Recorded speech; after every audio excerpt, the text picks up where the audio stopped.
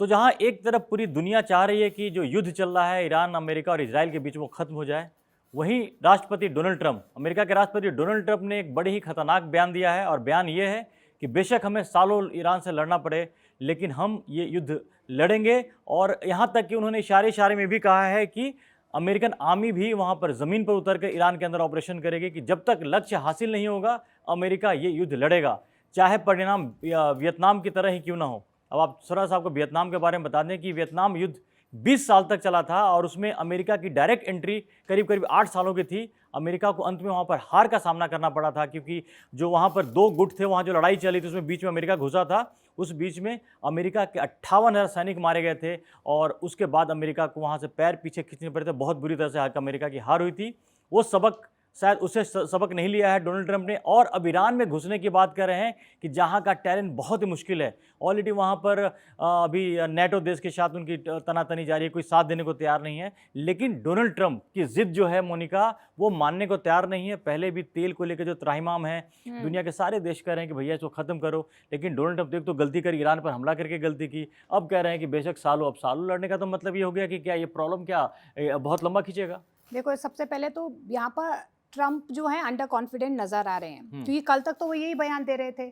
उनकी तरफ से साफ तौर पर ये कहा जा रहा है कि ये युद्ध खत्म होने वाला है। आपकी जो तेल की प्राइसेस है या गैस की प्राइसेस जो हाइक हो रही है वो ठीक होने वाली है। 18 दिन के बाद जब वो ये बयान देते हैं कि युद्ध खत्म होने वाला है और उसके बाद एकदम पलटते हुए 19वें दिन पलट रहे हैं, 19वें दिन वो पलट रहे हैं, तो आप सोचिए कि ट्रंप कितने अनप्रेडिक्टेबल है। उन्हें यही नहीं पता कि अभी उनका मोटिव ईरान में रह क्या गया है। जब उन्होंने तमाम कमांडर्स को वहां पर मार दिया है, आयतुल्लाह अली खामनेई को मार दिया, तो अब उनका क्या अली लारीजानी जो सबसे ताकतवर, उसको भी मार दिया, उनको भी मार दिया। आज ईरान की तरफ से खुद आधिकारिक पुष्टि उसकी कर दी गई है। तो आप ये सोचिए कि अब ट्रंप के पास कोई मोटिव नहीं है, क्योंकि उनको साथ ही नहीं मिल रहा किसी का।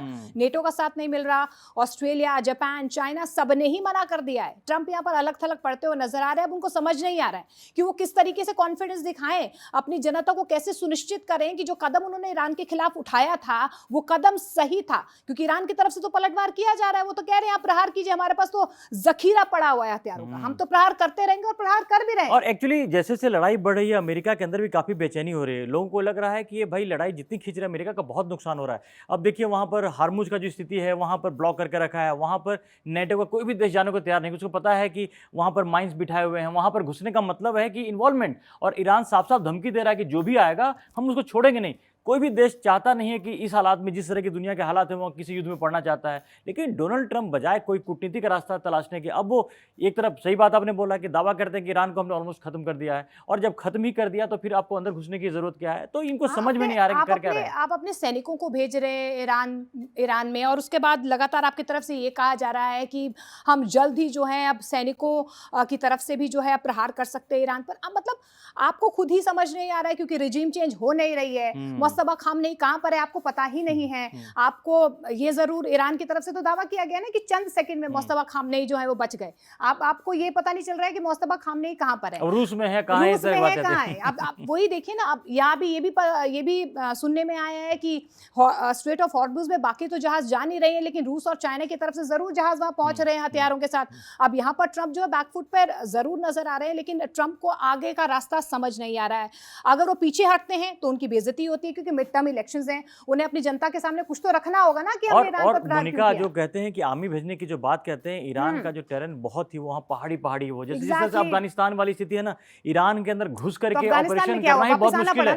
वहां घुसने का मतलब है कि अमेरिकन सैनिकों को वहां से वापस आना बहुत मुश्किल होगा, जिस तरह के वहां पे हालात हैं। ऐसे में अगर ट्रंप इस तरह की बातें करे तो समझ में नहीं आता। और दूसरी तरफ जरा सा वियतनाम की और बात, वियतनाम का जो युद्ध हुआ था 1955 से 75 के बीच में, 1955 टू 75 के बीच में, वहां पर उत्तरी वियतनाम और दक्षिणी वियतनाम में जो कम्युनिस्ट की एक गुट था, उन दोनों के बीच में हो रहा था। अमेरिका बीच में घुस गया क्योंकि उनको कम्युनिस्ट को आगे नहीं बढ़ने देना था। इसके बाद अमेरिका 1965 में वहां पर जाता है, अंदर घुसते हैं, अमेरिका के सैनिक घुसते हैं, और 1973 में वापस आते हैं। 8 साल में 58,000 अमेरिकी सैनिक मारे गए इस युद्ध में। सोचिए कितना, 8 साल में वो कुछ वहां पे कर नहीं पाए घुस करके। वैसे 20 साल का युद्ध चला, 20 साल अमेरिका ने साथ दिया, 20 साल में कुछ नहीं कर पाया, और अंत में 58,000 सैनिकों को वहां पर मरवाने के बाद वापस आता अमेरिका। अब देखो ना, यही तस्वीर, वियतनाम का आपने एग्जाम्पल दिया, यही तस्वीर हमने ईरान में देखी थी।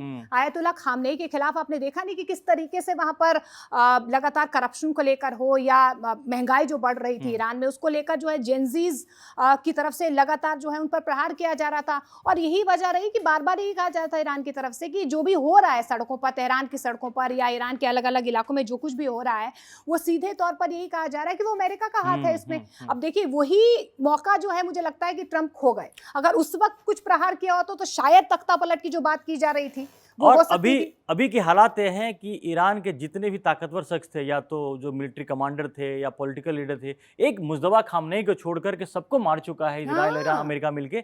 बावजूद इसके इनको समझ में नहीं आया ईरान के साथ करें क्या। इसके बावजूद ईरान लड़ रहा है, तो इसका मतलब है कि इस बहुत बड़ा मिसकैलकुलेशन था ईरान को लेकर के। और अब कल इजराइल के प्रधानमंत्री ने भी एक उसमें वीडियो पोस्ट में कहा ईरान के लोगों को कि हमने भाई सबको मार दिया, हम वहाँ पर चाहते हैं कि आपका रिजीम क्योंकि चेंज हो, आप बेंजामिन आओ। नेतन्याहू को लेकर भी कोई तस्वीर हाँ, साफ नहीं है लेकिन ना। लेकिन लेकिन कुछ भी नहीं हो पा रहा है। इसके बावजूद मतलब एक ईरान जैसा छोटा सा देश, अमेरिका, इजराइल, नाक में दम इतने कर दिया नाक में दम अमेरिका करके के। इनको समझ में नहीं आ रहा। आज कुछ बोलते हैं, कल कुछ बोलते हैं। मतलब ऐसा लग रहा है कि करे तो क्या करे वाली बात है। बिल्कुल अमेरिका ऐसी जगह फंस गया है जहां से निकल पाना उसके लिए एकदम मुश्किल हो रहा है। और देखो अमेरिका के ही कुछ जो अधिकारी हैं, जो ट्रंप के प्रशासन के कुछ लोग हैं, वो दबे कुचली आवाज में ये तक कह रहे हैं कि अब जो है उनकी तरफ से बयान आ रहा है कि इजराइल ने हम पर दबाव डाला कि आप ईरान पर अटैक कीजिए। आपको लगता है कि अमेरिका एक ऐसा देश है जो दूसरों के बोलने पर अटैक करे?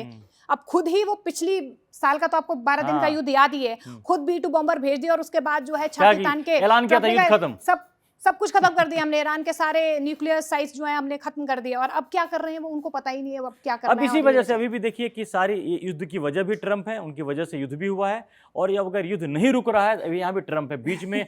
वैसा उन्होंने खुद तो फंसे ही हैं, पूरी दुनिया को फंसा रखा है। क्योंकि जो खाड़ी देश हैं वो भी चाहते हैं कि जितनी जल्दी से मुक्ति पा लें, बाकी इजराइल भी चाहता है कि इसे निकल लें। लेकिन अब ट्रंप करें तो क्या करें, उनको समझ में नहीं आ रहा है। क्योंकि अभी निकलने का उनके पास कोई ऐसा मौका नहीं दिख रहा है। और क्या अपने आप को हो सकता है, हम उम्मीद ये कह रहे थे कि जैसे उनकी आदत है कि आएंगे एब्रप्टली कहें कि हम जीत गए, युद्ध बंद होता है। लेकिन ईरान ने ऐसा नाक में दम कर रखा है, इस तरह से घेर लिया है कि बार बार ट्रंप को आके प्रेस कॉन्फ्रेंस करनी पड़ रही है, कोई बयान देना पड़ रहा है। कभी एरोप्लेन में चढ़ते हुए बयान दे देते हैं युद्ध खत्म हो गया है, फिर दूसरे दिन कहते हैं कि अभी हम 17-18 दिन और खेलेंगे। पहले कहते हैं हम 4 हफ्ते तक हमारे पास इतना सामान है कि हम उनको और मार सकते हैं। अब ईरान जब बार बार प्रहार कर रहा है तो आप देखिए ना, खाड़ी देशों से, मिडिल ईस्ट से कितना दबाव अभी अमेरिका पर पड़ रहा होगा। क्योंकि दुबई पूरा तबाह हो गया, पूरा तबाह हो चुका है। दुबई की जो हालत हुई है, आप कतर को ले लीजिए, लेबनान, सॉरी कुवैत हो गया, हाँ, बिल्कुल खत्म हो चुके कई हैं सारे कंट्रीज में जो हालत की है ईरान ने, बड़ी जो कमजोर नस है अमेरिका की दबा दी है। और जो हालात इतने बुरे होते जा रहे हैं और बर्बादी की तरफ बढ़ता जा रहा है। और ये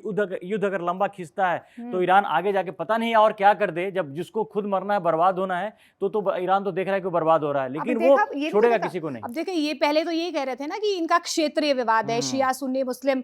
अब कल आपने देखा कि ईरान की तरफ से एक ओपन लेटर जो है सारे मुस्लिम देशों के लिए है, बिल्कुल मिडिल ईस्ट के देशों के लिए भेजा गया है कि हम तो आप पर प्रहार नहीं करना चाहते, लेकिन आप अब झुकना होगा ट्रंप। उन्होंने साफ लाइन ये लिखी है कि भाई ट्रंप को अपनी गलती माननी होगी। उनको मानना होगा कि उन्होंने जानबूझकर ये जंग जो है अपने आप को तो इसमें डाला है, लेकिन पूरे मिडिल ईस्ट को, इस युद्ध को खत्म करने के लिए ट्रंप को ईरान की शर्तें माननी पड़ेगी। क्योंकि शर्तें जिनकी जितनी मुश्किल है वो मानेंगे नहीं। तो अब ट्रंप को क्या करेंगे नहीं करेंगे, 19वें दिन में अगर ऐसे बयान आ रहा है, 20वां दिन क्या होगा पता नहीं। लेकिन फिलहाल स्थिति है कि युद्ध और कॉम्प्लिकेटेड होता जा रहा है, ऐसा लग रहा था। हालांकि कुछ जो वार प्रतिवार के जो थोड़े हमले कम हुए हैं, बावजूद इसके जो डोनाल्ड ट्रंप का नया बयान आया है उससे और एक कॉम्प्लेक्स हो गया है। अब पता नहीं ट्रंप आगे क्या करने वाले हैं। और अगर यकीन मानिए कि अगर अमेरिकी सैनिक अगर ईरान की धरती पर उतरते हैं तो ये युद्ध किस तरफ रास्ता लेगा किसी को कुछ मालूम नहीं है। और बहुत भयावह स्थिति होने वाली है। तो इन तमाम जो घटनाओं पर हमारी नजर बनी हुई है, अभी तक आपने कड़क को सब्सक्राइब नहीं किया है तो जल्दी से सब्सक्राइब करें। फिलहाल के लिए धन्यवाद, नमस्कार।